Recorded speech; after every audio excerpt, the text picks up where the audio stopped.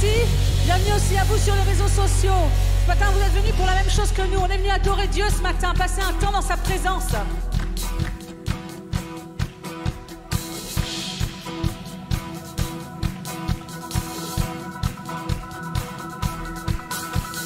Vivant, il est vivant, à jamais glorifié.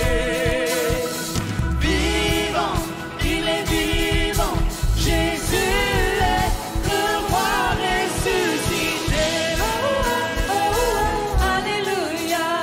Oh, oh, oh, alléluia. Oh, oh, oh, alléluia. Oh, oh, oh, alléluia. Ensemble. Oh, oh, oh, alléluia. Oh, oh, oh, alléluia. Oh, oh, alléluia. Alléluia. Où est ta victoire? Tu as été vaincu. Où est ton pouvoir? Le roi t'a vaincu. Au roi ressuscité, tu brilles comme le soleil. Tu as triomphé. La victoire est là, la victoire est là. Oh, oh, oh, alléluia. Oh, oh, oh, alléluia. Oh, Jésus, sois élevé. Nous servons un Dieu vivant. Vivant, il est vivant, à jamais glorifié. Vivant, il est vivant, Jésus est le roi ressuscité. Vivant, il est vivant, à jamais glorifié. Vivant, il est vivant, Jésus est le roi ressuscité. Oh, oh, alléluia. Oh, oh, alléluia. Est-ce que vous êtes prêts à dire qu'il est le roi ressuscité? Alors on va le reprendre ensemble. Roi ressuscité, brille comme le soleil. Ressuscité, tu brilles comme le soleil. Tu as triomphé.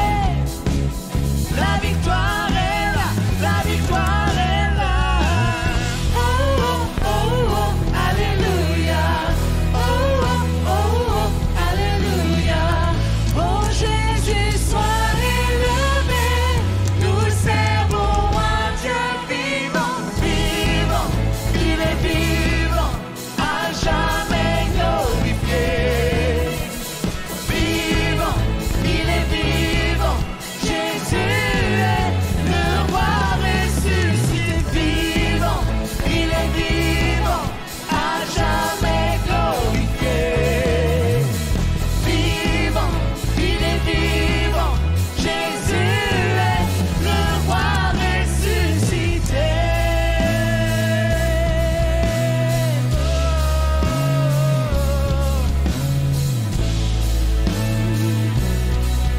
Sa puissance écrase l'ennemi. On va le chanter ensemble. Ta puissance écrase l'ennemi. Ta puissance vit en moi. Ta puissance écrase l'ennemi.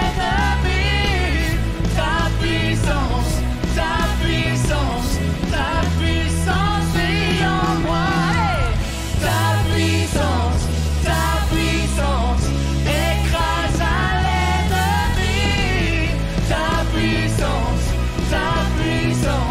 Ta puissance vit en moi. Vivant, il est vivant, à jamais glorifié. Oh, oh, oh. Vivant, il est vivant, Jésus est le roi ressuscité. Vivant, il est vivant, à jamais glorifié. Vivant, il est vivant.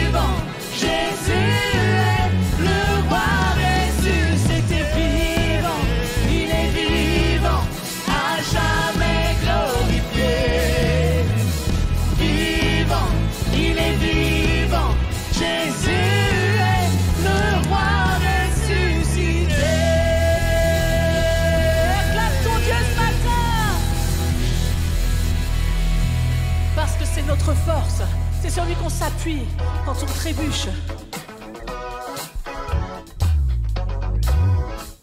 Tu es ma force. Oh, oh, oh, oh, oh. Qui est semblable à toi? Tu es redoutable, tu es incomparable. Mes peurs tremblent au son de ta voix. Non, rien ne pourrait remplacer ta présence. Non, rien ne pourrait surpasser ta puissance. C'est près de toi que je désire me tenir. Près de toi. Oh, oh, oh. Tu es ma force. Tu me tends la main, me relèves et me soutiens. Tu es ma force. Ma vie prend son sens en ta présence. Tu es ma force.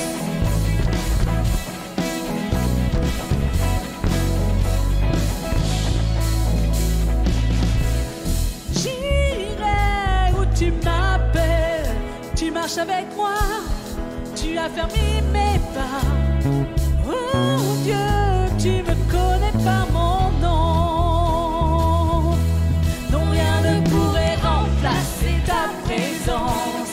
Non, rien ne pourrait surpasser ta puissance. C'est près de toi que je désire me tenir. Près de toi. Ensemble, tu es ma force. Tu es ma force. Tu me tends la main, me relève et me soutiens. Tu es ma force. Ma vie prend son sens en ta présence. Oh, oh, oh. Tu es ma force. Tu me tends la main, me relève et me soutiens. Tu es ma force. Ma vie prend son sens en ta présence. Couvre-moi de ta nuée. Fais-moi voir ta gloire. On va le reprendre ensemble. Tu es ma force. Tu me tends la main, me relèves et me soutiens. Est-ce qu'il est ta force ce matin? Tu es ma force. Ma vie prend son sens en ta présence. Oh, oh, oh. Tu es ma force. Tu me tends la main, me relèves et me soutiens. Tu es ma force. Ma vie prend son sens en ta présence. On va lui dire couvre-moi ce matin. Tu es ma force. Tu me tends la main, me relèves et me soutiens. Tu es ma force. Ma vie prend son sens en ta présence.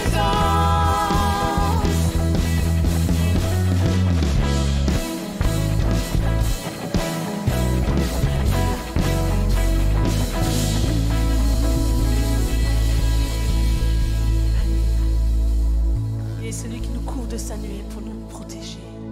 Il est celui qui met sa protection sur nos vies. Et ce matin, on veut vraiment faire un cœur à cœur avec lui.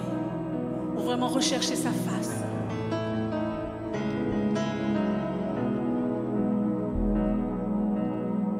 C'est ton cœur que je recherche. Dès que le soleil se lève, je connais ta douce voix. Mon cœur ne brûle que pour toi. C'est toi seul que je désire. Même quand mes pensées chavirent, je connais ta douce voix. Jésus, tu m'attires à toi. Pour un cœur à cœur avec toi, Seigneur. Le reste perd en importance quand je suis là dans ta présence.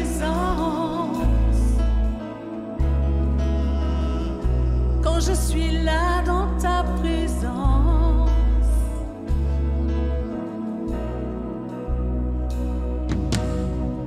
Dans tes bras je me repose.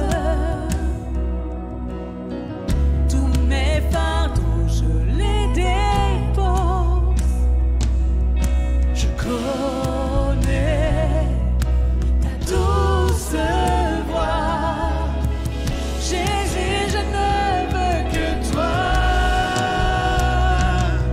Pour un cœur à cœur avec toi, Seigneur. Le reste perd en importance quand je suis là dans ta présence. Face à face, devant ta grâce.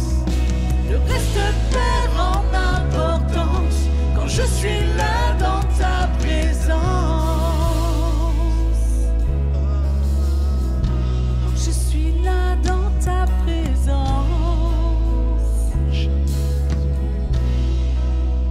On va dire qu'on plie le genou.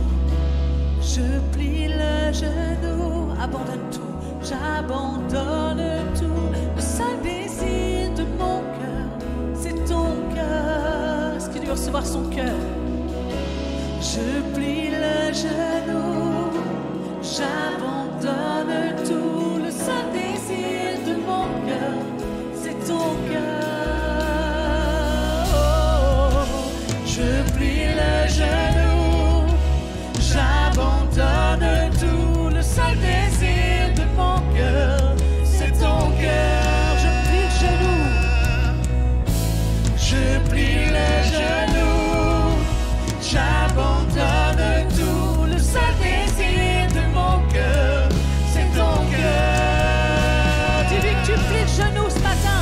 Je plie le genou, laisse-le agir dans ta vie. Abandonne tout au pied de sa croix. C'est recevoir ton cœur, Seigneur. Alors plie le genou. Je plie le genou, j'abandonne tout. Le seul désir de mon cœur, c'est ton cœur.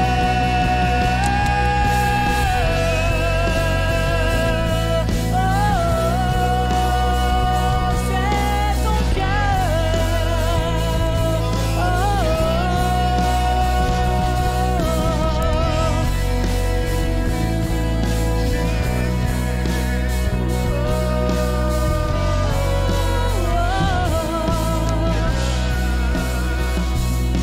Pour un cœur à cœur avec toi, Seigneur. Le reste perd en importance quand je suis là dans ta présence. Face à face, devant ta face. Le reste perd en importance quand je suis là dans ta présence. Oh, quand je suis là dans ta présence. Est-ce que tu veux entrer dans sa présence? Est-ce que tu veux toucher le bord de son vêtement ce matin? Ne tiens qu'à toi. Fais abstraction de ce qui se passe autour de toi. Ferme tes yeux et lève ta voix vers Dieu. C'est le seul qui peut venir à ton secours. Tu plies le genou. Si tu déposes tout au pied de sa croix, alors tu vas le voir agir dans ta vie. Mais dépose ce qui pèse sur toi, dépose ce qui pèse sur tes épaules. Va reprendre, je plie le genou. Je plie le genou, j'abandonne tout. Le seul désir de mon cœur, c'est ton cœur. Je plie le genou, j'abandonne tout. Le seul désir de mon cœur, c'est ton cœur. Plie le genou ce matin. Je plie le genou, j'abandonne tout. Le seul désir de mon cœur, c'est ton cœur. Je veux recevoir ton cœur ce matin, Seigneur. Je plie le genou, j'abandonne tout. Le seul désir de mon cœur, c'est ton cœur. Je plie le genou.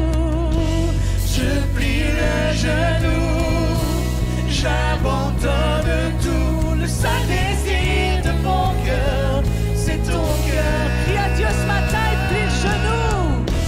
Je plie le genou, Je veux tout abandonner, Seigneur. j'abandonne Tout mettre à tes pieds. Et je veux recevoir ton cœur. c'est ton cœur. Encore une fois, je plie. Je plie le genou, j'abandonne tout, le seul désir de mon cœur, c'est ton cœur. Je plie le genou. J'abandonne tout, le seul désir de mon cœur, c'est ton cœur. Une dernière fois. Je plie le genou, j'abandonne tout, le seul désir de mon cœur, c'est ton cœur.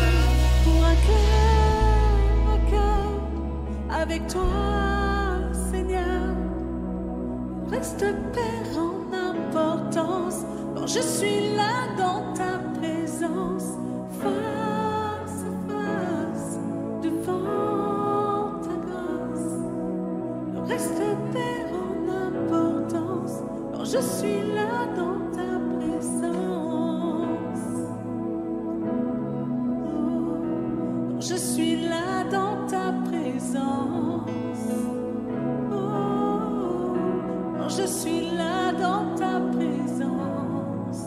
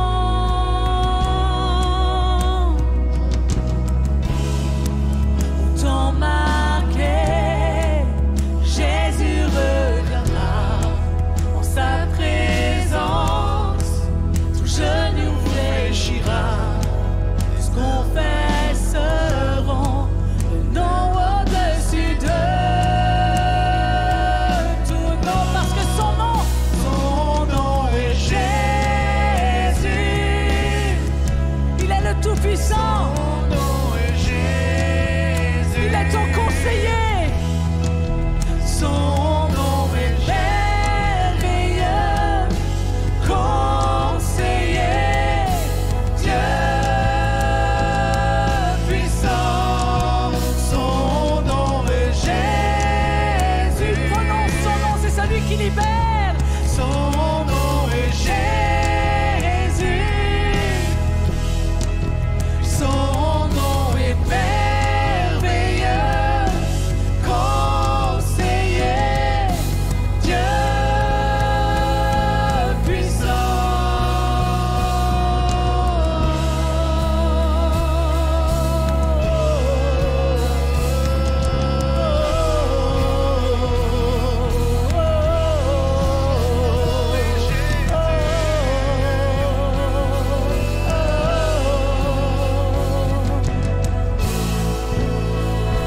Es-tu prêt à le prononcer? Il est conseiller. Le prince de pouvoir. Le prince de paix. Il est tout puissant. Il est merveilleux. Il est rayonnant. Qui? Le seul Seigneur. Il est conseiller. Il a tout pouvoir. Le prince de paix. Il est tout puissant. Il est merveilleux. Il est rayonnant. Qui ça? Le seul Seigneur. Son nom est Jésus. Son nom est Jésus. Son nom est merveilleux. Conseiller, Dieu puissant. Son nom est Jésus. Est-ce que tu peux prononcer son nom ce matin? Son nom est Jésus. Allez. Son nom est merveilleux. Conseiller, Dieu puissant.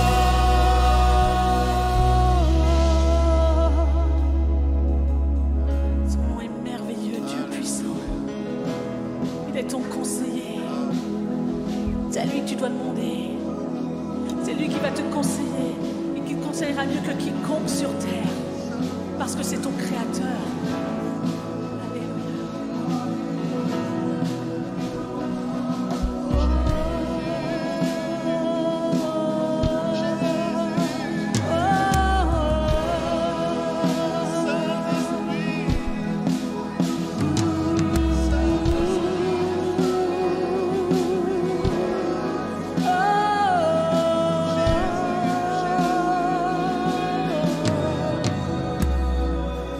Nous t'adorons, nous t'offrons nos vies, nous chantons, et nous crions, nous t'adorons,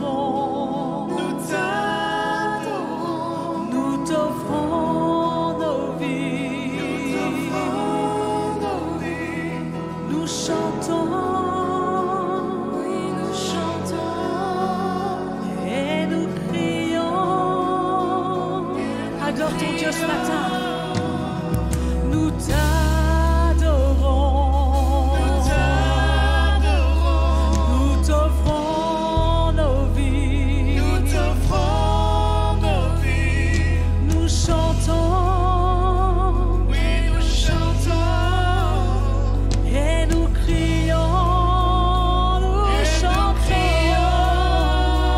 Oh, nous t'adorons,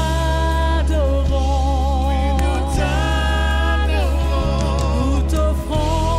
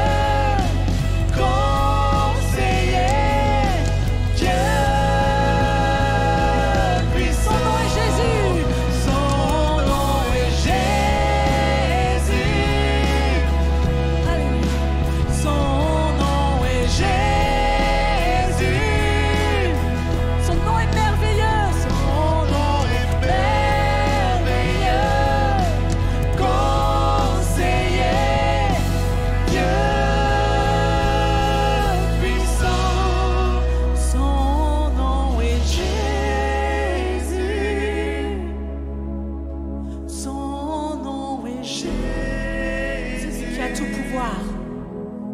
Son nom est merveilleux, conseiller, Dieu puissant. Jésus,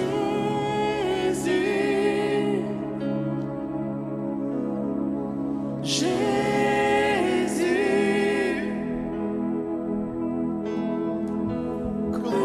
merveilleux, conseiller, Dieu puissant. Jésus, Jésus, Jésus, Jésus, Jésus, Jésus, Jésus, Jésus. Oh Seigneur. Jésus. Ce matin, Seigneur, c'est comme une offrande, Seigneur, que nous t'apportons. Et par nos chants, par nos prières, par nos cœurs, Seigneur, on vient tel que nous sommes, Seigneur, devant ta grandeur, devant le roi des rois, devant la toute-puissance. Rien n'est plus grand que toi. Rien n'est plus puissant que toi. Et ton Église, ce matin, on vient tout simplement tous ensemble d'un même cœur, d'une même pensée pour glorifier Jésus. Parce que Seigneur, tu es le centre de nos vies, tu es le centre de ma vie. Tu es le centre de ma vie. Seigneur, je ne veux pas vivre sans toi, je ne veux pas vivre en te mettant de côté. Mais Seigneur, je te mets au centre. Je te mets au centre, Jésus. Et Seigneur, ce matin, quand on chante, je veux t'adorer. Seigneur, je veux t'adorer, ça veut juste dire que Seigneur, je veux mettre ma vie devant toi. Et je veux que tu me montres ce qui ne te glorifie pas. Parce que je ne veux pas simplement t'adorer dans mes paroles de ce chant, mais je veux t'adorer dans ma vie de tous les jours. Et Seigneur, oui, je veux t'adorer. Alors Père, je prie ce matin afin que tu me montres qu'est-ce qui ne te glorifie pas dans ma vie. Parce que Seigneur, je veux te plaire. Je veux être comme tu veux que je sois. Et c'est le cœur de l'Église ce matin, quand on est là et on te chante, on veut t'adorer, je veux t'adorer. C'est parce qu'on sait que tu es vivant. Seigneur, je sais que tu es là, je sais que tu es vrai. Seigneur, que ton onction puisse ce matin, Seigneur, remplir ce vase que nous sommes, que ta présence ce matin. Parce que tu dis, celui qui te cherche, il te trouve. T'es pas un menteur. Celui qui te cherche de tout son cœur, alors il te trouve. Ce matin, Seigneur, l'Église vient devant toi et on te cherche de tout notre cœur. Seigneur, je te remercie pour chacune des âmes ce matin qui est là. Je te remercie pour chaque personne qui vient dans ta maison parce que elle veut plus de toi. Parce qu'elle veut avoir cette communion, cette relation ensemble avec toi. Et parce qu'on veut obéir. Alors oui, Seigneur, je t'adore. Et je veux t'adorer. Pas simplement ce matin. Pas simplement ce matin, je veux t'adorer. Alors merci, Saint-Esprit. Merci, Saint-Esprit, pour ta présence. Merci de nous révéler qui est Jésus. Merci de nous révéler qui est le Père. Merci de nous révéler la puissance de la parole de Dieu. Viens révéler dans nos cœurs, Seigneur, combien, Seigneur, la parole de Dieu est vivante. Combien la parole de Dieu, Seigneur, agit encore aujourd'hui dans chacune de nos vies. Combien la parole de Dieu, elle veut parler encore ce matin. Combien, Saint-Esprit, tu es le Dieu qui est là, qui est présent et qui est vivant. Tu es le Dieu, Seigneur, qui veut renouveler nos forces. Tu es le Dieu qui, à travers sa parole, Seigneur, veut nous éclairer. Tu es le Dieu qui, à travers sa parole, veut nous fortifier. Et ce matin, Seigneur, petit comme nous sommes, petit comme je suis, Seigneur, je viens devant le roi des rois. Devant celui, Seigneur, devant celui auquel toute autorité est soumise. Oui, tu es le souverain. Oui, tu es le roi des rois. Oui, Seigneur, il n'y a personne au-dessus de toi. Oui, Seigneur, aucun homme n'est plus grand que toi. Aucune puissance spirituelle n'est plus grande que toi. Tous s'inclinent devant le nom et le seul nom de Jésus. Parce qu'il y a une puissance dans ce nom. Il y a une puissance dans l'Église. Il y a une puissance, Seigneur, dans qui tu es. Il y a une puissance dans ta parole. Il y a une puissance dans nos vies. C'est par ton esprit. c'est avec ton esprit qu'on veut élever le nom de Jésus. C'est avec ton esprit qu'on veut glorifier le nom de Jésus. C'est avec ton esprit qu'on veut louer Jésus, qu'on veut adorer Jésus, qu'on veut prêcher Jésus. C'est par ton Saint-Esprit ce matin, Seigneur, qu'on vient devant toi et qu'on t'apporte cette petite offrande que nous sommes. Ces chants, Seigneur, de victoire, ces chants d'amour, ces chants, Seigneur, où on t'adore, Esprit, oh Esprit de Dieu. Oui, je te donne ma vie encore aujourd'hui. Oui, je renouvelle mon engagement face à toi. Oui, je renouvelle, Seigneur, encore. Seigneur, oui, je dépends de toi. Oui, Seigneur, tu es celui qui est dans ma vie, celui qui pourvoit, celui qui agit, celui qui guérit, celui qui donne sa paix, celui qui renouvelle mes forces, celui qui me relève. Oui, tu es.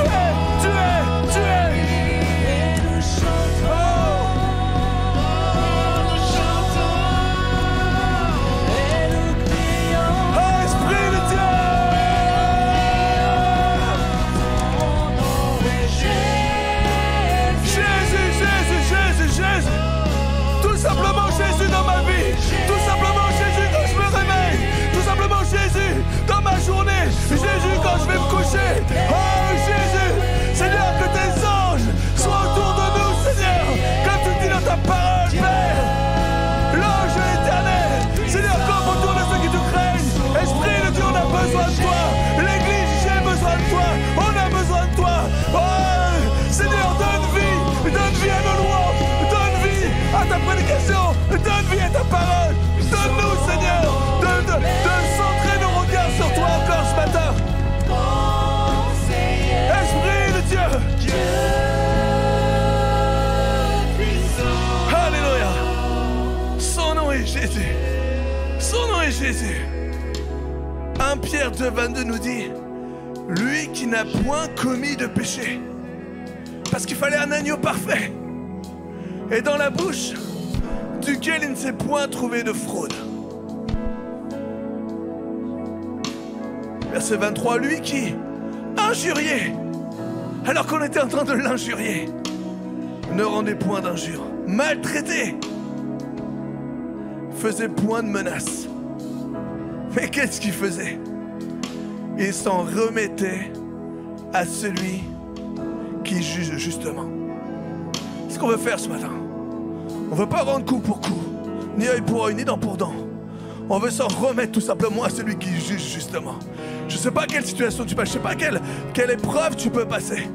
Mais le meilleur des juges, celui qui peut parler à ta place, c'est l'Éternel, c'est le Tout-Puissant. Et on s'en remet, comme Jésus, on s'en remet au juge qui juge justement. Verset 24. Lui qui a porté lui-même nos péchés. Merci Jésus sur la croix. C'est pas une croix de plaisir. C'est pas une croix pour dire simplement là, regardez-moi, je suis mort sur la croix. Non. C'est nos péchés que tu as portés sur le bois. Afin que meure au péché, nous vivions pour la justice. C'est parce que nous sommes en Jésus, parce que Jésus est en nous, que nous sommes morts au péché. Et que nous voulons vivre comme lui, vivre pour la justice. Lui, par les meurtrissures, et combien c'est puissant, duquel vous avez été guéris. Lui, par les meurtrissures, et je prie ce matin, afin que Saint-Esprit, tu mettes dans nos cœurs, lui, Jésus, qui par les meurtrissures, nous assure la guérison, nous donne cette guérison. Je prie ce matin.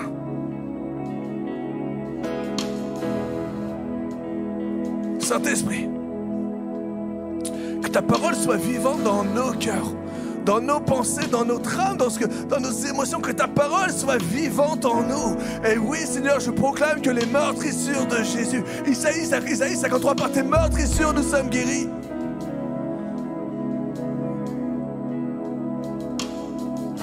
Alors qu'on va prendre ensemble la Sainte Seine, la Sainte Seine qui nous rappelle la puissance de la croix, la puissance de Jésus. Alors que je pensais à la Sainte Seine et j'avais justement cette pensée qu'à travers cette Sainte Seine, on puisse se rappeler la puissance du nom de Jésus, la puissance de cette croix qui s'est levée pour chacun d'entre nous. La puissance du don de Dieu qui nous ouvre les portes des cieux. Parfois, on ne se rend pas compte ce que c'est que les portes des cieux. On ne se rend pas compte ce que c'est que d'ouvrir les portes des cieux. Alors que Jésus t'avait les bras ouverts sur la croix. Seigneur, tu as ouvert les cieux, tu as déchiré les cieux. Parce que tu n'as pas voulu les cieux sans nous. C'est tellement beau. Tu nous rappelles que ton esprit est à nos côtés à chaque jour. Tu nous rappelles que tu es ressuscité, que tu es vivant encore aujourd'hui. Et que tu agis dans nos corps, dans nos pensées, dans nos cœurs, dans nos vies. Nous servons un Dieu protecteur et attentionné. Et c'est par son sang que par ton sang, tu nous purifies de tout péché. Et c'est à travers ton sang qu'on peut s'approcher du Père. Et c'est à travers ton sang qu'on peut obtenir le pardon et la grâce du Roi des Rois. On ne mérite rien. On ne mérite rien, même le plus droit d'entre nous, le plus juste d'entre nous. Tu ne mérites rien, je ne mérite rien. Personne, la louange ne mérite rien. On ne mérite rien. Mais par la puissance de la croix. Oui, Seigneur Jésus, je crois que tu es mort sur cette croix. Je crois que tu es entamé dans ce sépulcre. Et je crois que tu es ressuscité. Et je crois en la puissance de la résurrection de Jésus. C'est quelque chose de fou. C'est quelque chose de fou, mais c'est quelque chose que Dieu a mis dans nos cœurs. C'est fou, mais c'est grand et c'est puissant. Et c'est ce que Dieu veut ce matin. Que tu aies dans ton cœur cette puissance de Dieu. La résurrection de Jésus pour tes péchés. À travers la Sainte Seine, on va la prendre ensemble là. Juste, si tu as besoin de la touche de Dieu, de la main de Dieu sur ton cœur, si tu as besoin de la touche de Dieu dans ton cœur, je sais que Marcel, Florence traverse une difficulté, traverse une épreuve, une grande épreuve. On va prier pour René, le papa de Florence qui est à l'hôpital. Je sais aussi que certains sont touchés dans leur corps. Et à travers la Sainte Seine, moi je vous dis ce que j'ai vu. À travers la Sainte Seine, et je l'ai vu, on ne m'a pas raconté. Ma mère est venue à la Sainte Seine, elle avait un genou gonflé et rouge comme ça, brûlant, super chaud. Et la puissance de Dieu était là. Alors qu'elle vient, elle prend la Sainte Seine. Elle vient à l'église, elle a du mal à marcher, elle vient, elle prend la Sainte Seine. Alors qu'elle est en train de prendre ce symbole de ce jus de raisin du sang de Jésus et de ce pain du corps de Dieu, ce symbole, cette puissance. Alors qu'elle est en train de prendre ce symbole, Dieu touche et elle repart de l'église guérie. Il n'y avait plus rien sur son genou, il n'y avait plus cette douleur, il n'y avait plus ce côté, cette rougeur, il n'y avait plus rien. Et ça, c'est pas on m'a dit, c'est pas, non, c'est j'ai vu. Il y a une puissance dans le nom de Jésus. Pourquoi est-ce que vous croyez que l'ennemi veut s'acharner contre vous et contre l'église? Parce qu'il y a une puissance dans le nom de Jésus. Alors ce matin ensemble, prends ce vin qui représente le sang de Jésus. Et on veut discerner que ce sang a coulé pour chacun d'entre nous, pour nous laver de tout péché. Merci Jésus. Alléluia.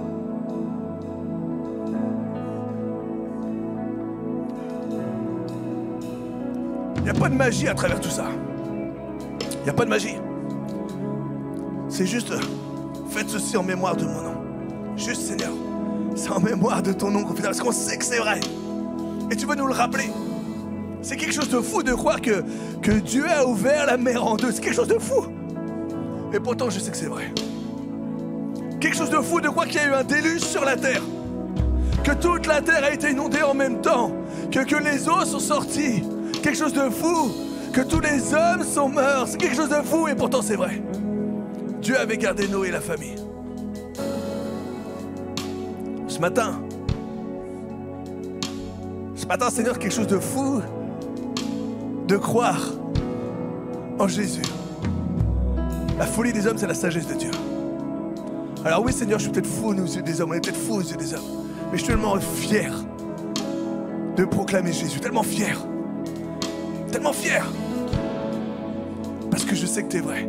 Et quand je vois une vie transformée, quand je vois des vies qui s'approchent de Jésus, quand je vois des vies qui viennent et qui sont là et qui cherchent Jésus, alors je prie et je loue mon Dieu, parce qu'il n'y a rien de plus beau sur cette terre que de croire en celui qui te donne la vie éternelle. Alors Seigneur, on va prendre ensemble ce pain, ce corps, cette crucifixion, Seigneur, parce que tu nous as donné d'être morts à nous-mêmes pour vivre avec toi. Alors on prend ensemble ce pain au nom de Jésus. Et on glorifie le nom de Jésus. Merci Saint-Esprit. Et je vais juste laisser la place à Sylvie qui a pensé de Dieu. Amen. J'ai eu l'image d'un champ de bataille et en particulier le fond du champ de bataille où il y avait des soldats qui étaient blessés. Ils étaient plusieurs sur le côté très triste et puis très affaiblis. Et est arrivé sur ce coin qu'on pourrait penser comme un peu l'infirmerie, est arrivé un soldat vaillant sur son cheval, un homme très, très vaillant, très combattant. Et c'est l'image du Seigneur qui veut nous montrer aujourd'hui qu'en fait c'est un Dieu combattant, c'est celui qui est au-dessus de tout, c'est celui qui combat pour nous. Et le Seigneur disait à ces hommes de lever la tête. Et en fait, quand ces hommes ont levé la tête, ils ont vu cette image de ce roi sur sa monture qui était intact. Et Dieu voulait montrer que rien ne pouvait le toucher parce que sur la croix, il a tout accompli et qu'il est au-dessus de tout.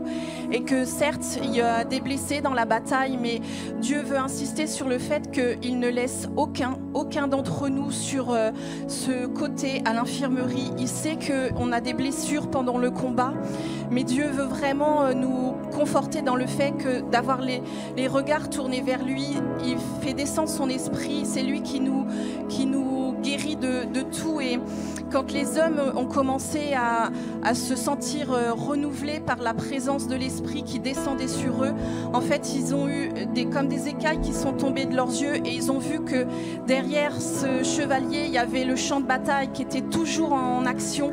Et Dieu voulait montrer qu'il avait toute son armée qui combattait pour nous, pour son Église, et que, en fait, au fur et à mesure, ces hommes ont été renouvelés, sont retournés sur le champ de bataille encore plus fort, encore plus voraces sur le champ de bataille, parce que ils ont été touchés, mais comme ils ont été rétablis par la puissance de Dieu, ils avaient une force nouvelle en eux qui les menait au combat de façon plus vaillante, parce que ça renforçait leur foi dans le fait que Dieu était là, toujours au-dessus, qui combattait avec son armée à nos côtés, et que c'est lui qui protégeait nos vies et qui nous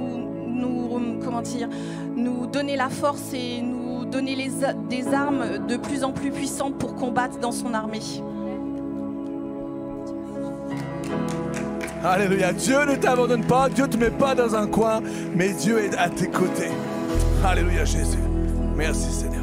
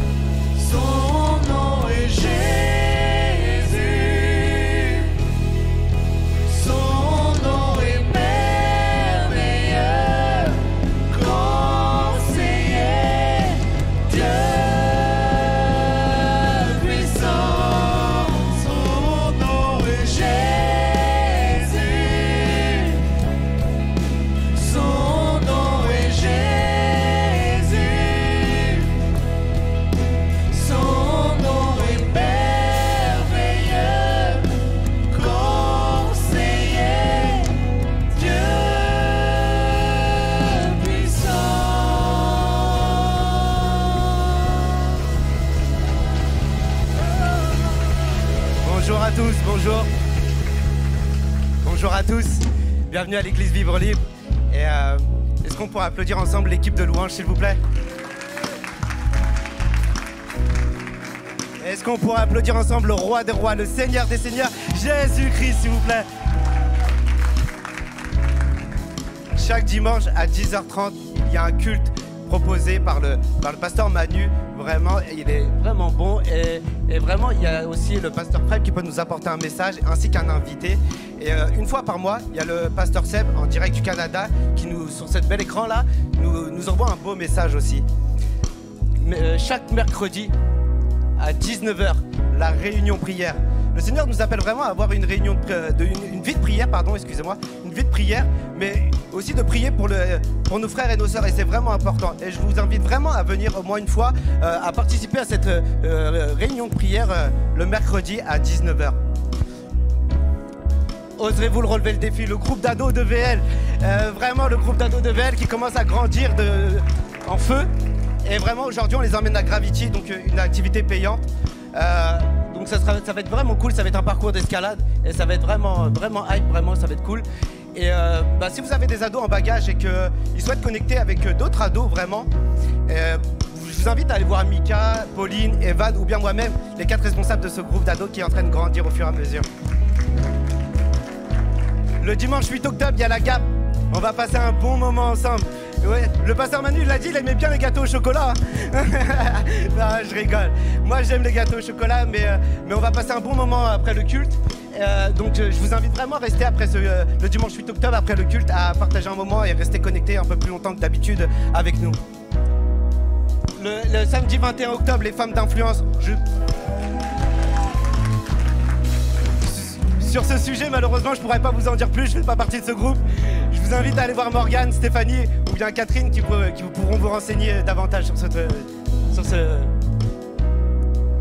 Vendredi 3 novembre, le 20-23, soirée louange, c'est quoi? C'est là où tout le backstage là qui est en haut justement là, il descend en bas. Et là vraiment on loue, on adore, on prie le Seigneur ensemble. Vous venez quand vous voulez, vous partez quand vous voulez. C'est de 20h à 23h. Si vous travaillez, vous finissez à 20h et vous voulez venir à 21h, il n'y a pas de souci. Vous pouvez venir de 21h à l'heure que vous voulez. C'est de 20h à 23h, vous êtes les bienvenus. Vous venez et vous partez quand vous voulez. Et en tout cas, ce sera vraiment bien que vous puissiez participer à ça. La garderie. La garderie, donc on a une garderie, quand on sait les enfants c'est compliqué de rester tout le culte. On a une garderie tout au fond de l'église pour accueillir vos enfants justement. Et c'est Momo qui est le responsable. Et vraiment, si vous avez à tâche de servir l'église et le Seigneur, vraiment je vous invite à aller voir Momo pour qu'elle aussi elle puisse participer au culte. Parce que tous les dimanches, malheureusement pour l'instant, elle est là-bas et elle aimerait aussi entendre le message. Donc si vous pouvez trouver ce système de rotation, chers parents, ça serait vraiment cool pour elle ainsi que pour tous les autres parents justement. Et vraiment, il y a 2 bannettes devant moi à chaque extrémité. Donc si vous avez vraiment à cœur de soutenir l'église, de déposer vos offrandes, je vous invite à les déposer à la fin du culte. Et si vous souhaitez le faire par virement bancaire, je vous invite à aller voir le pasteur Manu qui vous donnera le RIB de l'église. Et après, si vous voulez le mien aussi, entre deux, on peut s'arranger. Mais sinon, je vous invite à aller voir le pasteur Manu qui vous donnera le RIB de l'église si vous préférez faire par téléphone, comme je sais que maintenant vous êtes assez technologique. Donc voilà. Et restons connectés. Donc justement, on a des pages Facebook, Instagram. Si vous vous souvenez plus quand est-ce que c'est les femmes d'influence, parce que vous avez trop de rendez-vous, parce que il y a des pages qui sont là pour ça justement. C'est le 21 octobre à 14h. Vous pouvez aller checker justement sur nos réseaux sociaux, ainsi que pour la soirée louange. Vous savez plus quand est-ce que c'est.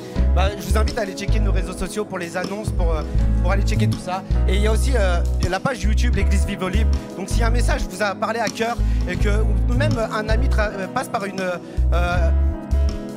un parcours, je sais pas comment vous dire, mais s'il passe par une épreuve tout simplement, voilà, et que ce message vous trouvez qu'il lui parle, vous pouvez aller sur YouTube et lui partager ce culte qui sera diffusé la semaine d'après justement, et que si ça peut l'aider dans son épreuve et l'encourager, que Dieu est avec lui, peu importe l'épreuve, je vous invite à aller checker ces 3 pages sur ces réseaux sociaux, pardon. Et du coup, aujourd'hui, justement, c'est le pasteur Seb qui va nous prêcher un message en direct du Canada, dont l'intitulé de son message sera « Plus fort que la haine ». Un bon culte à vous.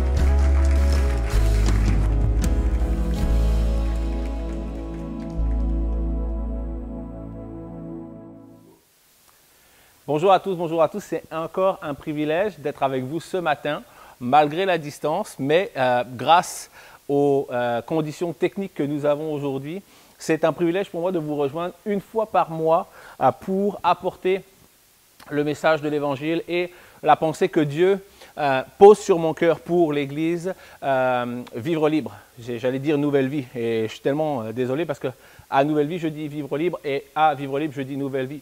C'est comme peut-être que Dieu veut faire une fusion, je ne sais pas. Mais en tout cas, je suis ravi d'être avec vous ce matin et d'apporter la pensée que Dieu met sur mon cœur alors que nous venons de passer avec Pasteur Manu 2 semaines de discussion, 2 semaines de réflexion quant à une situation qui prend place dans l'Église, au milieu de vous. Et j'aime la parole de Dieu parce qu'elle est riche en conseils, elle est puissante, elle donne des réponses que souvent nous posons des questions, puis les réponses sont dans la parole de Dieu. Et l'apôtre Paul, dans toutes les épîtres qu'il a écrites, donne tellement de moyens sur comment sortir des conflits, des difficultés. Et nous avons, pendant les 2 semaines passées, vraiment dû discuter, parler sur comment réagir face à une situation qui a pris place dans l'Église. Et bien sûr, vous savez, la plupart d'entre vous savent aujourd'hui que dans l'Église, il y a une situation qui est compliquée à gérer parce qu'un de nos collaborateurs a décidé, nous ne savons toujours pas pourquoi, de nous envoyer un message de 8 minutes 47 de violence rare, de discours vraiment conduits par l'ennemi, un discours purement démoniaque avec des comparaisons de vous êtes des hommes sans onction, je suis celui qui a l'onction, vous avez peur de moi et plein de choses de non-sens que nous accusons d'apporter la malédiction éternelle sur l'assemblée, sur nos familles, sur nos enfants, des messages qui sont vraiment dépourvus de bon sens mais surtout dépourvus de la présence de Dieu. Alors qu'on était en réflexion et qu'on était secoué par la violence du message, j'ai comme pris la décision d'écrire à cet ami, j'aimerais te rencontrer en vidéo, j'aimerais qu'on discute, je ne comprends pas, je ne sais pas ce qui se passe dans ta tête, pourquoi est-ce que tu nous agresses de la sorte, c'est quoi la problématique que tu veux soulever? Et son message, sa réponse a été encore plus violente. Et nous avons décidé, bien sûr, d'en parler. Nous avons bien sûr décidé de vous expliquer la situation. Nous avons décidé aussi, ensemble, de nous excuser quant à cette personne qu'on a amenée à l'Église et qu'on a positionnée sur l'estrade dans une sphère d'influence et d'impact et qui a prêché des messages qui, certes, étaient des bons messages, mais avec un cœur tellement loin du cœur de Dieu. Je ne crois pas qu'un serviteur de Dieu puisse parler avec autant de violence à des serviteurs également. Mais la condamnation, la culpabilité qui ressortait de son message était telle que c'est comme si on entendait littéralement Satan nous parler, Satan nous accuser.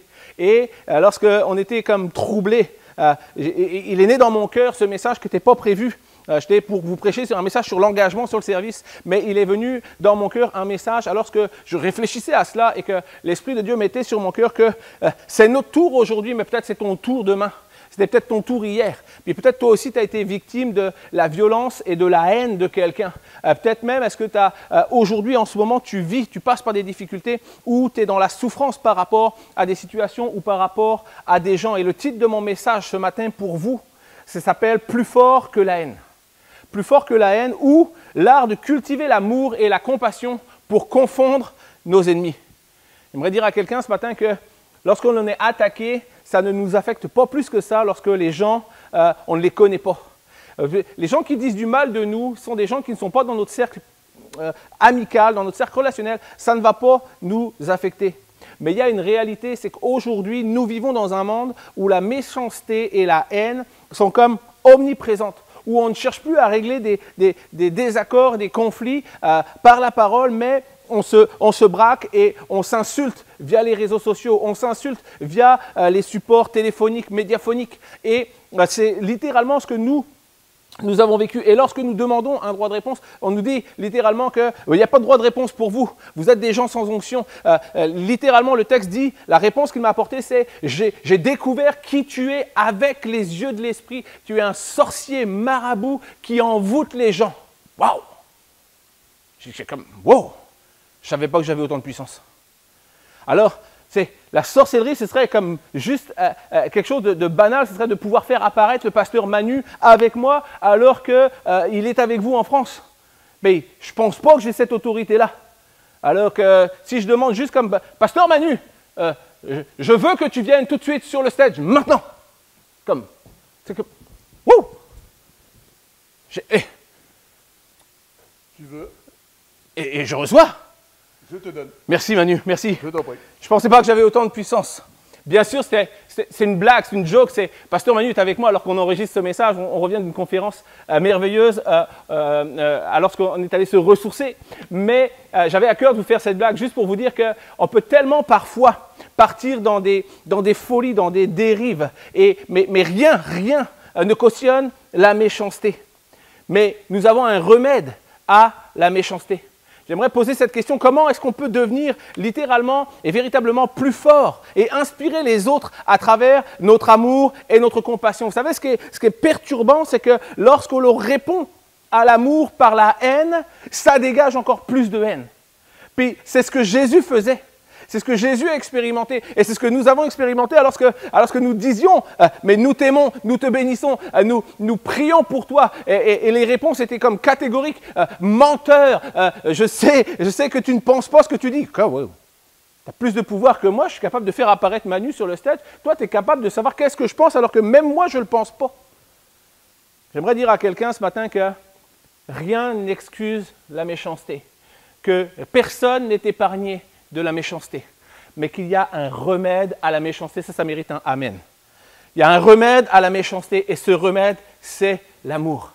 L'amour parce que Dieu a tellement aimé une humanité dépourvue d'un amour en retour pour Dieu. Mais Dieu a tellement aimé cette humanité qu'il a donné par amour son Fils unique afin que nous soyons restaurés. L'amour est toujours l'élément qui va déstabiliser littéralement nos ennemis et le méchant. J'aimerais ce matin que l'on puisse faire une lecture dans la parole de Dieu, dans l'évangile de Matthieu, afin de vous dire que rien de ce qui nous arrive, rien des méchancetés qui vont t'arriver, rien des méchancetés que tu vis peut-être en ce moment n'ont pas été annoncées. Jésus, alors que dans l'évangile de Matthieu au chapitre 5, alors que Jésus parle, il dira ceci, il dira « Heureux les pauvres en esprit, car le royaume des cieux est à eux. Heureux les affligés, car ils seront consolés. Heureux les débonnaires, car ils hériteront de la terre. Heureux ceux qui ont faim et soif de justice, car ils seront rassasiés. Heureux les miséricordieux, parce qu'ils vont obtenir la miséricorde. » Quelqu'un dit amen à ça. Mais je te continue. Le texte dit « Heureux ceux qui ont le cœur pur, car ils verront Dieu. » Plus d'amen encore, mais heureux ceux qui procurent la paix parce qu'ils seront appelés fils de Dieu. Nous sommes dans l'extase, mais heureux ceux qui sont persécutés pour la justice, car le royaume des cieux est à eux.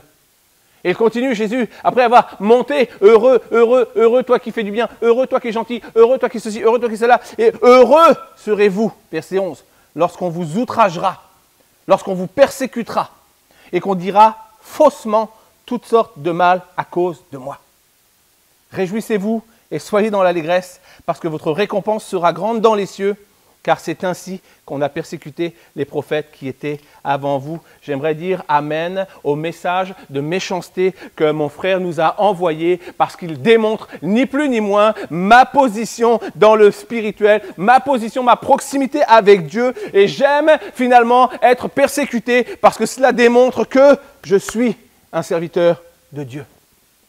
Mais la réalité, c'est que ça, c'est ma réaction aujourd'hui. C'est passé quelques jours. Mais les premiers jours, ma réaction n'était pas comme ça. Et pour être très honnête avec vous, j'étais comme presque au fond du trou. Je me disais, comment est-ce qu'un ami, comment est-ce qu'un frère, comment est-ce que quelqu'un en qui nous avions tout misé, comment est-ce que quelqu'un avec qui j'ai passé tellement de temps, que j'ai enseigné, que j'ai équipé pour prêcher, peut du jour au lendemain et sans aucune raison valable se retourner et me traiter de la sorte.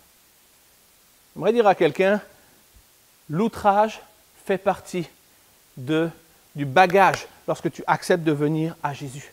La persécution fait partie du bagage lorsque tu acceptes de venir à Jésus. La condamnation, la méchanceté, la fausseté qu'on va dire contre toi fait partie du bagage. Mais Jésus nous appelle à nous réjouir dans l'outrage. Jésus nous appelle à nous réjouir dans la persécution. Jésus nous appelle à nous réjouir lorsque le mensonge est élevé contre nous. Et c'est comme, wow, à quel moment ça devient, à quel moment c'est fun de vivre l'outrage? À quel moment c'est intéressant d'être l'objet de mensonges, de calomnies, de choses qui sont complètement fausses? Moi j'aime ça, moi j'aime ça. Quand, les choses que j'aime, moi, invite-moi à un barbecue, j'aime ça. Okay? Paye-moi une crème glacée, j'aime ça. Mais dis du mal de moi, mens à mon sujet, mais moi j'aime pas ça. Puis je te dis pour vrai, moi j'aime pas ça non plus. Moi j'aime pas ça non plus. Et j'ai été méchamment secoué et j'ai dû littéralement prendre un temps de recul. J'ai dû capituler avec Dieu pour déclarer, je veux pas que ma chair dicte mes pensées ou mes actions. Je veux pas que ma chair prenne le dessus. Je veux pas que mon ancien moi vienne régler le problème parce que la méchanceté nous amène à sortir de ce que nous sommes pour retourner à ce que nous étions. C'est pourquoi Jésus dit, heureux serez-vous lorsqu'on vous outragera. Ne perds pas ta joie lorsque l'on dit du mal de toi. Il y a deux choses que tu dois te rappeler ce matin. La première, c'est que Satan est l'accusateur des frères. Apocalypse 12, verset 10 nous dit ceci. Satan est l'accusateur de nos frères, celui qui les accusait devant notre Dieu jour et nuit. Tu peux déposer ce que tu veux sur mes épaules, ça ne changera pas ma foi. Tu peux déposer ce que tu veux sur ma tête, ça ne changera pas ma relation avec Dieu. Tu peux déposer ce que tu veux sur moi, fardeau sur fardeau, mensonge sur mensonge, ça ne changera pas ma relation avec Dieu, ça ne changera pas les œuvres que j'accomplis pour lui et pour faire avancer son royaume. La seule chose que je vais me retenir, c'est mon deuxième point, c'est que Jésus est le juste juge. Si tu passes ce matin par une période de difficulté, si tu as été victime de mensonges, si tu as été victime de calomnies, si tu as été victime de méchanceté gratuite, si tu es le sujet de la haine de quelqu'un ou d'un groupe de personnes, j'aimerais te dire ceci, n'oublie jamais que Jésus est le juste juge. Il est le seul dont le jugement m'importe. Il est le seul dont le jugement doit t'importer. 2 Timothée 4, 6 et 7 nous dit ceci. L'apôtre Paul dit « Moi, je sers déjà de libation et le moment de mon départ approche. J'ai combattu le bon combat, j'ai achevé la course, j'ai gardé la foi. Désormais, la couronne de justice m'est réservée. Le Seigneur, le juste juge, me la donnera. » Ma couronne ne vient pas de cette terre, ma couronne ne vient pas de ce que les hommes peuvent m'offrir, ma couronne est dans le ciel, ma couronne est protégée, ma couronne est gardée et personne ne peut la modifier, personne ne peut la changer. Jésus, le juste juge, est celui qui est en train de me la préparer. Et Paul dit ceci, il dit « Jésus, le Seigneur, le juste juge, me la donnera dans ce jour-là, et non seulement à moi, mais encore à tous ceux qui auront aimé son avènement. N'en déplaise aux méchants, je sais qui je suis. N'oublie jamais qui tu es. À quel moment est-ce que la méchanceté peut impacter ta vie lorsque tu commences à perdre de vue qui tu es? Tu n'es plus celui que tu étais, mais tu es en Christ une personne renouvelée. Tu es en Christ quelqu'un qui fait avancer le royaume. Tu es en Christ quelqu'un qui est élu et dont Jésus lui-même prépare ta couronne. Quelqu'un doit entendre ceci. Ta crédibilité, et même la mienne, n'existe pas dans les accusations ou la méchanceté qui sont posées sur nos épaules par l'ennemi. Mais finalement, notre identité, elle est déterminée par la couronne de gloire que Jésus nous prépare pour toi, pour moi, et qu'il déposera lui-même sur ta tête lorsque tu vas le rencontrer. Une réalité, c'est que Satan est l'accusateur, mais Jésus est le juste juge. Je voudrais te poser la question ce matin, t'est-il déjà arrivé d'être victime de la méchanceté? Est-ce qu'il t'est déjà arrivé d'être en telle souffrance que tu ne sais plus du tout comment réagir? Tu ne sais plus du tout comment faire? Tu ne sais plus du tout quoi croire? Tu ne sais plus du tout quoi dire? Est-ce qu'il t'est déjà arrivé d'être victime de la méchanceté? Est-ce que tu as déjà été victime de quelqu'un qui t'a démoli par jalousie? Est-ce Est-ce que tu as déjà été victime de quelqu'un qui a été violent à ton encontre, psychologiquement, physiquement? Est-ce que tu as déjà été victime de racisme? Est-ce que tu as déjà subi la colère de quelqu'un? Tu ne sais pas pourquoi, mais il a besoin de passer les nerfs, puis tu passes à ce moment-là, et c'est pour toi, c'est toi qui dérouille, mais tu n'as rien vu, tu n'as rien fait, mais c'est toi qui manges. Si c'est ton cas, bienvenue dans notre club. Et si ce n'est pas ton cas, j'aimerais te dire ceci, si tu marches avec Jésus, prépare-toi, ça va t'arriver, c'est sûr. La vérité, c'est qu'on est tous des candidats et des victimes potentielles de la méchanceté, dans notre travail, dans la rue, dans nos familles. Et parfois même, je le confesse, parce que c'est arrivé, parfois même dans l'Église. Parfois même, on ne se rend pas compte que finalement, on pense connaître les gens, puis on ne les connaît pas. C'est pourquoi nous avons besoin de réaliser qui est Dieu, qui est Christ et qui je suis, afin de passer à travers toutes ces difficultés. Une réalité, c'est que lorsque les gens qui sont tes détracteurs, qui sont les gens qui sont méchants à ton encontre, tu ne les connais pas, tu n'as pas de problème. Mais lorsque tu es victime de méchanceté gratuite de la part de tes amis, de ta famille, de tes frères, tes sœurs en Christ, finalement que tu as une telle connaissance de ces gens-là, un tel amour pour ces gens-là, c'est comme si la trahison, elle te traversait, elle te transperçait, et pour littéralement t'arrêter, pour littéralement te mettre à terre. Et ça, c'est ce que tu dois savoir, c'est que l'ennemi te frappera toujours dans le but de te mettre à terre. C'est son job numéro 1. Si tu marches avec Jésus, l'ennemi frappera toujours pour te mettre à terre. Et l'ennemi n'utilisera pas des situations qui sont des situations anodines. Mais l'ennemi utilisera toujours des choses qui sont chères à ton cœur afin de te déstabiliser, afin de t'arrêter, afin de te mettre à terre. Et c'est littéralement ce que son passe-temps favori, c'est de frapper là où ça fait mal. C'est de frapper dans le but de mettre à terre. Pourquoi? Parce que tu sers le roi des rois. Parce que tu marches avec Dieu. Parce que tu agis pour le royaume, en faveur du royaume. Chaque âme que tu gagnes, c'est un coup porté à l'ennemi. Chaque œuvre que tu accomplis, c'est littéralement un hypercute que tu donnes à Satan. Chaque vie renouvelée, chaque famille restaurée, c'est un enchaînement de coups que tu portes à l'enfer. Et tu dois savoir une chose, c'est que l'enfer n'accepte pas de se laisser voler, l'enfer n'accepte pas de se laisser battre sans donner du répondant.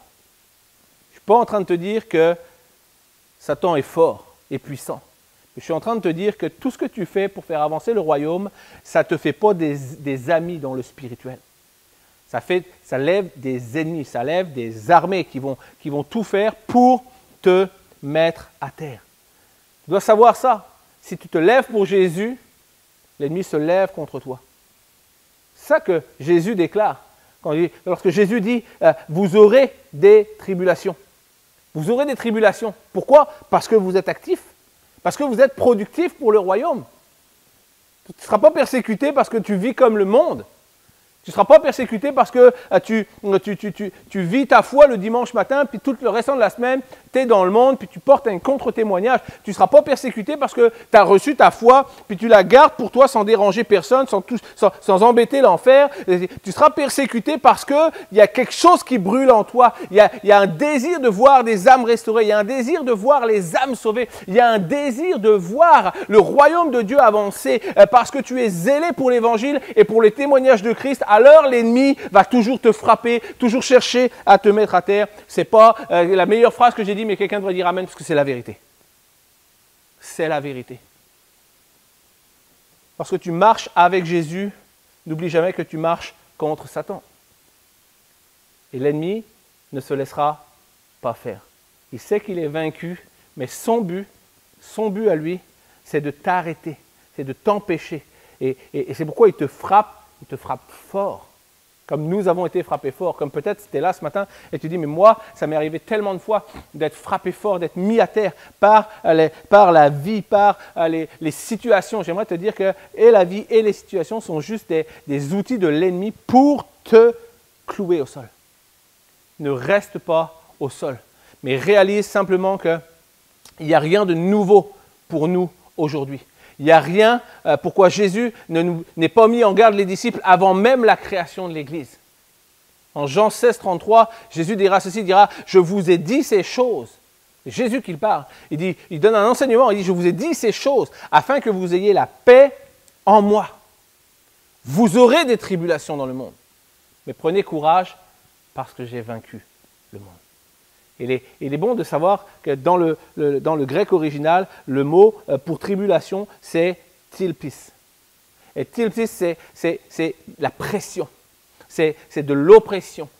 C'est littéralement de l'affliction, c'est des détresses. Et Jésus dit ceci aux disciples, et Jésus te parle ce matin, il dit, parce que tu m'as choisi, parce que tu marches avec moi, parce que rien ne te sépare de moi, parce que tu gagnes des âmes, parce que tu parles de moi, parce que tu amènes des gens à l'église, parce que tu renouvelles des vies, parce que tu transformes des manières de penser, parce que l'église et l'œuvre et le royaume de Dieu grandissent avec toi, tu vas avoir des pressions. Il va y avoir des pressions qui vont écraser ta vie. Il va y avoir de l'oppression qui va t'empêcher littéralement d'avancer. Il va y avoir de l'affliction qui va venir sur toi. Il va y avoir des moments de détresse. Il va y avoir des moments où peut-être tu seras comme sur tes genoux. Qu'est-ce que je peux faire pour continuer à avancer? Mais Jésus l'avait annoncé. Mais Jésus ne fait pas simplement qu'annoncer les problèmes. Lorsque Jésus annonce le problème, Jésus déclare « J'ai une solution ». J'ai une solution pour toi ce matin. Et le texte nous dit ceci, il dit « Je vous ai dit ces choses afin que vous ayez la paix en moi. » Afin que vous ayez la paix en moi. Face à la pression, face à l'oppression, face à l'affliction. Jésus déclare ceci, il dit « Je ne vous appelle pas à la paix, je vous appelle à ma paix. » Le monde propose la paix, mais nous savons que la paix du monde est une paix fragile.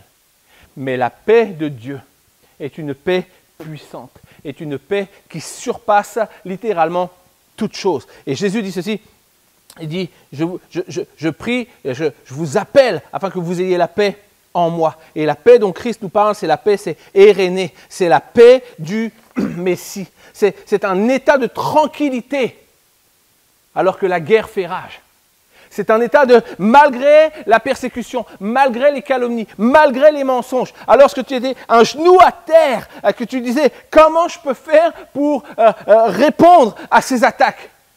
La paix de Dieu vient, la paix de Dieu te saisit, et alors que tu te relèves, tu dis, même si la guerre fait rage autour de moi, je vais rester debout. La pression n'aura pas d'effet sur moi. L'affliction n'aura pas d'effet sur moi. L'oppression n'aura pas d'effet sur moi. Je resterai dans cet état de tranquillité alors que l'ennemi continue à tout agiter autour de moi. Ma paix n'est pas la paix de ce monde. Ma paix, c'est la paix que Christ me donne et je suis littéralement préservé des ravages de la guerre. Je suis dans un lieu de sûreté, je suis dans un lieu de sécurité, je suis dans un lieu de prospérité et de félicité, même lorsque l'ennemi vient et frappe afin de m'arrêter. On va dire à quelqu'un que ta pensée et ma pensée doit être la suivante, je ne laisserai aucune situation, aucune méchanceté, aucune accusation, aucune médisance me voler mon état de paix parce que ma paix vient de là-haut et que personne ne peut ni la comprendre ni la changer. Lorsque je marche avec Jésus, je suis revêtu d'une paix que personne ne peut m'enlever. Et quelqu'un aurait dû dire Amen. Et comme je suis en vidéo, je sais que peut-être quelqu'un a dit Amen. Littéralement, Jésus nous appelle à demeurer en lui. Littéralement, Jésus nous appelle à demeurer dans une paix qui surpasse le conflit. Littéralement, Jésus nous appelle à entrer dans une paix qui va confondre nos adversaires et qui va nous conduire dans l'éternité. Cette paix qui, finalement, rend l'ennemi plus en colère qu'il ne l'était lorsqu'il t'a attaqué. J'aimerais réellement que nous puissions prendre conscience que la paix dans laquelle Dieu nous appelle, Jésus nous appelle, c'est un état de sûreté, de prospérité, de félicité. C'est le chemin qui nous conduit à l'éternité. Alors, j'aimerais répondre à la question, comment est-ce que je peux rester dans la paix? Ou plutôt, comment je peux m'assurer de ne pas perdre la paix ancrée? Vous savez, lorsque l'on est attaqué, lorsque l'on est pris à partie, lorsqu'on est la victime du méchant, au début, on va comme se dire, OK, Seigneur, tu vas faire justice. C'est comme on a tous dit ça une fois. Seigneur, tu vas faire justice. Mais j'aimerais te dire ceci, lorsque ça commence à devenir répétitif, lorsque la méchanceté commence à s'amplifier, lorsque tu commences à prendre coup sur coup, et que dans un court instant, tu es comme sonné. Et wow, wow, wow. Et l'ennemi vient te remettre un coup qui va te poser le genou à terre. La vérité, c'est comment est-ce que je ne vais pas perdre ma paix en Christ? Moi, te dire ceci, si tu ne veux pas perdre la paix que tu as en Christ, ne rejoins pas l'ennemi sur son terrain. Ne rejoins pas l'ennemi sur son terrain. Ne combats pas, littéralement, ça veut dire ne combats pas l'ennemi sur son terrain. Ne va pas jouer avec l'ennemi sur son terrain. C'est ça qu'il fait, c'est ça qu'il veut. Lorsque l'ennemi t'attaque, lorsque l'ennemi continue de t'attaquer, lorsque l'ennemi te crible littéralement coup sur coup, son but, c'est de t'amener sur son terrain. Parce que lorsque tu arrives sur son terrain, tu vas répondre avec des armes qui sont semblables aux siennes. Et nous sommes appelés à plus que ça. Ne combats pas l'ennemi sur son terrain. Lorsque tu es affecté par la méchanceté qui t'est portée, c'est que tu as deux problèmes à régler. Il y a deux problèmes qui doivent être résolus dans ta vie afin de pouvoir considérer que la paix que Christ te donne est une paix qui ne te quittera pas. Les deux problèmes qui doivent être résolus sont les suivants. La première, c'est que tu dois connaître l'identité de Christ. Qui est celui qui te donne la paix? Lorsque tu sais qui est celui qui te donne la paix, tu n'as même pas envie de descendre sur le terrain de l'ennemi. Alors que nous, on a été littéralement pris à partie. C'est comme 8 minutes 47. J'ai réécouté le message plusieurs fois. C'est comme 8 minutes 47. J'ai dit, c'est pas possible de pouvoir dire autant de méchanceté avec un débit pendant 8 minutes 47. Oui, ça fait 8 minutes 47. Mais coup sur coup, sur coup, sur coup, sur coup. Mais je connais l'identité de celui qui me donne la paix. Et même lorsque, pour vrai, on doit être transparent avec vous. La réalité, c'est que lorsque je prenais à 2 minutes, 3 minutes, j'ai dit, oh, quand même, c'est culotté. À 4 minutes, 5 minutes, je commençais à dire, wow, ça m'assoit quand même, là. 7 minutes, 8 minutes, là, c'est comme, tu as un genou par terre. Tu as un genou par terre, mais je sais qui est celui qui me donne la paix. Je reconnais Jésus-Christ et je reconnais Jésus-Christ comme Dieu. Je sais qu'il est, comme je l'ai dit précédemment, le juste juge. Il est le seul qui peut parler sur ma vie. Il est le seul qui peut parler sur ta vie. Il est le seul qui a le pouvoir de porter une condamnation ou un jugement sur ta vie. Et j'aimerais dire à quelqu'un que lorsque Jésus porte un jugement sur ta vie, Jésus va te reprendre sur des sphères de ta vie, toujours avec amour, avec autorité, mais avec amour. Et Jésus va t'amener à comprendre littéralement ton erreur, ta position qui est mauvaise, mais il va te ramener à son cœur. Jésus ne va jamais te juger, te condamner et te dire, ok, c'est terminé, bisous, bye bye, je ne veux plus entendre parler de toi. Ça, c'est l'ennemi. Ça, c'est l'ennemi qui nous accuse et qui nous laisse sous un joug, une chape de plomb de culpabilité. C'est l'ennemi. Moi, te dire ce matin, tu as besoin de rester stable. Tu as besoin de ne pas descendre sur le terrain de l'ennemi. Tu as besoin de jouer avec des armes qui sont des armes du ciel. Si tu connais l'identité de Christ, tu n'as pas de problème. Tu sais qui il est. Tu sais qu'il est à la droite de Dieu. Tu sais qu'il est celui qui intercède pour toi. Tu sais qu'il est celui qui a envoyé le Saint-Esprit pour marcher à tes côtés afin que tu sois toujours justifié, protégé, consolé. Quelqu'un devrait dire Amen. Alors que je suis passé par cet moment très compliqué en début de semaine, l'Esprit de Dieu est littéralement venu me justifier. Peu importe ce que les gens pensent de moi, peu importe ce que les gens diront sur moi, peu importe le nombre de gens qui l'entendront, je sais qui je suis. Puis l'Esprit est venu me protéger. Il a dit, je ne laisserai pas les choses se passer éternellement, parce que je suis celui qui te garde. Et l'Esprit est venu me consoler parce que mon cœur était brisé. Pas forcément parce que j'ai entendu sur moi, parce que je sais qui je suis. Mais mon cœur était brisé de voir combien je m'étais trompé. Et mon cœur était brisé de voir combien quelqu'un qui a un potentiel pour Dieu s'obstine à l'utiliser contre Dieu. Tellement, mon cœur est encore brisé, alors que je vous parle en toute honnêteté, mon cœur est encore tellement brisé, mais je connais l'identité de Christ et je sais qui est celui qu'il a envoyé pour me justifier, me protéger et me consoler. Et lorsque j'ai réglé cette première problématique, je sais qui est Christ. La deuxième chose que tu dois savoir, c'est que tu dois savoir qui tu es. Quelle est ton identité? Parce que ton identité n'est pas de cette terre. Lorsque tu donnes ta vie à Jésus, lorsque tu acceptes Jésus comme ton Seigneur et ton Sauveur, et lorsque tu reconnais qu'il est celui qui t'a sauvé, alors tu passes dans un esprit d'adoption et tu deviens littéralement un citoyen du ciel. Tu dois connaître ton identité. Si tu es en Christ, écoute bien ça, quelqu'un doit entendre ça. Si tu es en Christ, tu es héritier des promesses de la parole, tu es aimé, tu es protégé et Dieu lui-même s'occupe de tes ennemis. Ne perds pas de temps à descendre sur le terrain de l'ennemi alors que Dieu s'occupe de toi. Quelqu'un doit entendre que Dieu va faire mieux que toi, que Dieu prépare mieux que toi, que Dieu organise ta défense mieux que toi. Laisse-le agir, continue d'avancer, continue de faire ce que tu as à faire. J'aimerais citer quelques passages de la parole de Dieu. Lorsque tu es en Christ, tu es héritier des promesses. Psaume 121, 7 et 8. L'Éternel te gardera de tout mal. Il gardera ton âme. L'Éternel gardera ton départ, ton arrivée, dès maintenant et à jamais.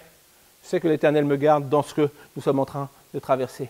Ésaïe 41, 10, ne crains rien car je suis avec toi. Ne promène pas des regards inquiets car je suis ton Dieu. Je te fortifie, je viens à ton secours, je te soutiens de ma droite triomphante. Quelqu'un devrait dire amen. J'ai dit que Dieu savait mieux s'occuper de tes situations que toi. Laisse tes situations et commence à confier tout ça à Dieu. Jean 10, 28, 29, je leur donne la vie éternelle et elles ne périront jamais et personne ne les ravira de ma main. Je sais qui je suis, je sais où je suis. Tu dois savoir qui tu es et où tu es. Tu es ce matin dans la main de Dieu et Dieu ne permettra pas que quiconque te ravisse de sa main.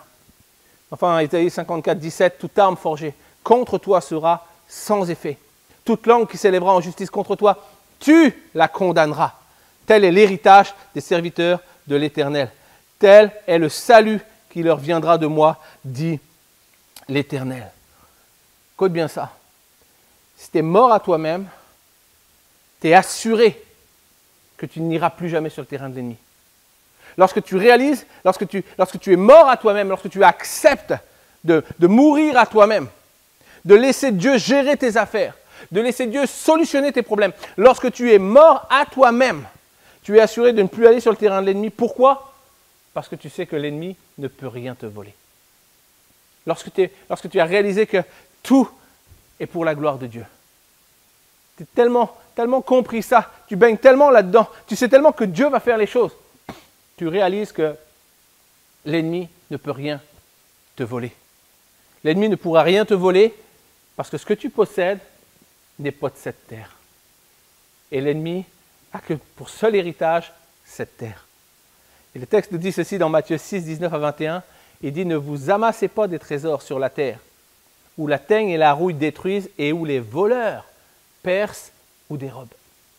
Mais amassez-vous des trésors dans le ciel, où la teigne et la rouille ne détruisent point et où les voleurs ne percent ni ne dérobent, car là où est ton trésor, là aussi sera ton cœur. » Quelqu'un doit entendre que si tu as l'impression, le sentiment que quelque chose t'a été volé, bénis le Seigneur parce que ce qui t'a été volé n'était pas de lui.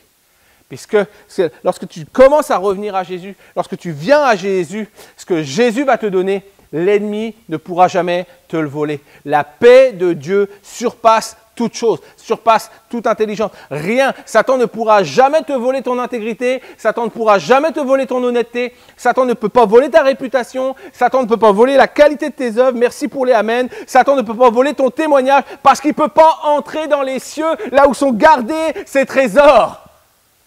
Dieu est Dieu. Et Dieu ne laisse personne prendre ce qu'il a préparé pour toi.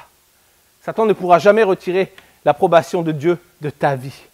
Les paroles des méchants sont sans valeur. Lorsque tu réalises ça, tellement puissant, que Satan ne pourra jamais retirer l'approbation que Dieu a mise sur ta vie. Il peut salir ta réputation, il peut salir ton nom, mais il n'enlèvera jamais l'approbation que Dieu a mise sur ta vie. Lorsque la parole de Dieu dit qu'on reconnaît un arbre à ses fruits, si les sorciers, marabouts, manipulateurs et qui envoûtent les gens sont des gens qui amènent les gens à Jésus, qui servent les pauvres, qui donnent à manger à ceux qui ont faim, qui couvre celui qui est nu, qui prend soin de la veuve et de l'orphelin. Je suis fier d'être un sorcier marabout manipulateur. Et quelqu'un doit dire amen et doit devenir un sorcier marabout manipulateur. Nous croyons en une chose, c'est que Dieu est au contrôle de tout. Et j'ai cette assurance en mon cœur que rien ni personne ne peut voler mon identité parce que Dieu est celui qui me l'a donné. Ce qui importe, ce n'est pas ce que les gens vont dire de toi. Ce qui importe, c'est ce que Dieu dit de toi. Pendant que j'appelle les musiciens à venir me rejoindre, j'aimerais juste conclure ce message avec mon 4e point. Mon 4e point est le suivant. Ne laisse jamais la colère et l'amertume dicter ta conduite. Parce que là, on s'entend que lorsque tu es attaqué, la première des choses que tu vois, c'est que l'amertume, la colère, la vengeance sont les premiers qui répondent à l'appel. Peut-être même tu penses que tu es plus concerné par ça, mais moi je te dis, lorsque les mensonges, la persécution commencent à persister, à avancer contre toi, à s'intensifier contre toi, la réalité, c'est que la colère, la vengeance et la méchanceté répondent présents à l'appel.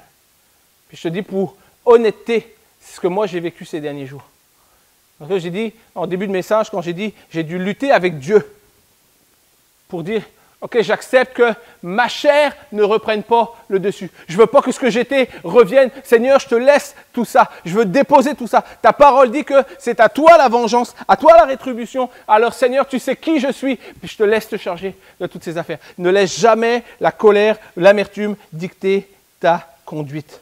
J'aimerais conclure mon message ce matin avec un texte tiré du livre de Néhémie. Et souvent on parle de Néhémie comme celui qui bâtit, comme celui qui a rebâti, celui qui a amené la protection. Mais j'aimerais ce matin vous donner le contexte un peu de mon texte de Néhémie. Dans un contexte de ville restaurée, c'est Néhémie va adresser cette parole dans Néhémie 8-10, alors que la ville, les murailles, les forteresses ont été rebâties. Et Néhémie va dire ceci, il va dire « Mangez des viandes grasses et buvez des liqueurs douces et envoyez des portions à ceux qui n'ont rien de préparé, car ce jour est consacré à notre Seigneur. Ne vous affligez pas, car la joie de l'Éternel sera votre force. » Laisse-moi t'expliquer le contexte. Alors que ce texte prend place, c'est dans un moment de réjouissance, c'est dans un moment où les forteresses, la muraille a été rebâtie, les portes ont été reposées et les Juifs peuvent à nouveau vivre en sécurité. Mais avant cela, les Juifs avaient été déportés et ceux qui étaient restés à Jérusalem étaient brisés, appauvris. Ils étaient dans la désolation la plus complète. Les gens riaient d'eux, les gens se moquaient d'eux, les gens subissaient la méchanceté des autres tribus au quotidien. Mais alors que Dieu entend la prière de Néhémie, celui-ci est envoyé pour rebâtir. Celui-ci demande au roi, est-ce que tu me laisserais aller? Est-ce que tu me donnerais du bois? Est-ce que tu me donnerais des autorisations pour passer les frontières? Est-ce que tu me laisserais partir? J'ai une mission à accomplir. Et littéralement, j'aimerais t'emmener dans ceci, ma conclusion, et reste avec moi, parce que c'est tellement bon. Je me suis évangélisé moi-même en le faisant. Le roi, c'est la représentation, littéralement, c'est la représentation de Christ. Et Néhémie est littéralement la représentation du Saint-Esprit qui est envoyé par Jésus. Que Jésus qui dit « Je t'envoie afin que tu puisses accomplir une œuvre près de ceux qui sont brisés. Je t'envoie pour accomplir une œuvre auprès de ceux qui ont le cœur blessé. Je t'envoie accomplir une œuvre auprès de ceux qui sont victimes de la méchanceté. Je t'envoie afin de préparer une muraille qui va les sécuriser. » Maintenant, écoute ça, Jérusalem, c'est ta vie. C'était ta vie brisée dans le passé. C'était ta vie loin de Jésus. Mais aujourd'hui, tu es en Christ, tu es une nouvelle créature et le Saint-Esprit a restauré et fortifié et sécurisé ta vie. Puis Satan te fait du mal dans le seul but de te faire quitter la forteresse qui est ta vie remplie du Saint-Esprit aujourd'hui. Alors que les murailles sont littéralement rebâties, lorsque tu es à nouveau, tu peux te tenir sur la muraille pour regarder ton adversaire de haut et voir qu'il ne peut pas franchir la muraille. Satan, c'est l'ennemi qui vient pour te faire du mal dans le but de te faire quitter la forteresse qui est ta vie remplie du Saint-Esprit afin de te faire réagir de la mauvaise manière. L'ennemi peut dire tout le mal qu'il veut. Il ne peut pas diminuer ton héritage, il ne peut pas changer ta place, ton positionnement sur les hauteurs de la présence de Dieu. J'aimerais dire à quelqu'un ce matin, ne sors pas de la forteresse, ne sors plus de la forteresse, mais que la joie de connaître ton identité et ta destinée soit ta force. La joie, littéralement, Parce que Néhémie parle, Néhémie est la représentation du Saint-Esprit, et Néhémie parle de manière que aujourd'hui le message encore est concret. Et Néhémie dit, ne sors pas de la présence de Dieu, ne sors pas de la forteresse, mais ris, sois dans la joie face à l'attaque de l'ennemi, parce que la joie est la réponse aux attaques démoniaques. La joie du Seigneur sera notre force. C'est pourquoi l'ennemi frappe fort pour démolir ta joie. C'est pourquoi l'ennemi frappe fort pour te retirer ta joie. Parce que si tu perds la joie, tu perds la force. Mais la joie doit être présente dans ta vie, dans tes situations, même dans les mauvaises situations, même lorsqu'on dit faussement sur toi, même lorsqu'on te fait du mal, même lorsqu'on triche à ton sujet, même lorsqu'on te calomnie, même lorsqu'on te fait des violences, qu'elles soient physiques, émotionnelles, spirituelles. La joie doit demeurer présente et constante dans ta vie. Tu dois travailler et pour la préserver, tu dois travailler pour la sécuriser, tu dois travailler pour la mettre en activité. Parce que les circonstances de la vie, les tribulations, les accusations demeureront toujours, toute ta vie, des voleurs de joie pour te dépouiller de ta force. Le diable va toujours agir pour te démolir. Et nous avons deux options. Soit nous sortons de la forteresse, nous rendons coup pour coup selon sa méthode, mais tu vas t'épuiser, t'éloigner de Dieu, te fatiguer et t'écrouler. Soit tu rends les coups selon les principes d'un royaume puissant pour devenir toi-même puissant et démunir Satan en bénissant. Nous avons besoin d'être dans la joie et nous avons besoin de bénir. C'est pourquoi Matthieu dira, l'évangile de Matthieu, chapitre 5, verset 44, il dira ceci, il dira « Je vous dis, aimez vos ennemis, bénissez ceux qui vous maudissent, faites du bien à ceux qui vous haïssent et priez pour ceux qui vous maltraitent et qui vous persécutent. » Et Paul rappellera dans l'Épître aux Romains, bénissez ceux qui vous persécutent, bénissez et ne maudissez pas. J'aimerais dire à quelqu'un ce matin, tu peux entrer dans une dimension de vie où les attaques, où la méchanceté n'auront plus d'effet sur toi. Tu peux entrer dans une dimension de vie où tous tes adversaires, tous tes opposants, tous ceux qui te font du mal vont être confondus et tu pourras les observer depuis ta place de choix dans les hauteurs spirituelles. Tu pourras voir que l'ennemi ne peut plus t'atteindre, que l'ennemi ne peut rien te voler, que l'ennemi ne peut rien changer de ta vie parce que l'ennemi n'a pas accès dans les sphères célestes où ta vie se tient, où ton héritage se tient, où ton identité se tient. Et avec vous ce matin, j'aimerais prendre le temps pour prier et dire, Seigneur, je prie ce matin dans le nom puissant de Jésus-Christ, ton Fils bien-aimé, celui qui est mort à la croix pour le salut, le rachat de quiconque croira. Et Seigneur, parce que nous avons cru, Seigneur, nous sommes des héritiers littéralement. Nous sommes héritiers porteurs des promesses du ciel et de la bénédiction du ciel. C'est pourquoi, Seigneur, nous prions ce matin pour chaque personne qui peut-être dans ce lieu est en souffrance, chaque personne qui a subi la violence, chaque personne qui peut-être vit des moments actuellement de grands conflits, de grandes difficultés, que ce soit des conflits familiaux, des conflits de couple, des difficultés dans le travail, des difficultés dans le voisinage. Seigneur, je prie afin que l'amour soit une réponse à la méchanceté. Je prie afin que leur joie soit parfaite. Seigneur, afin que l'ennemi soit confondu. Seigneur, je prie pour que ta gloire soit manifestée. Et Seigneur, je prie pour qu'il y ait une prise de conscience dans nos vies. Et Seigneur, que c'est pour toi la vengeance, pour toi la rétribution, que nous n'avons rien à faire parce que tu t'occupes littéralement de nos adversaires. Seigneur, ce matin, dans ton nom, j'ai prié et l'Église avec moi dit un grand Amen.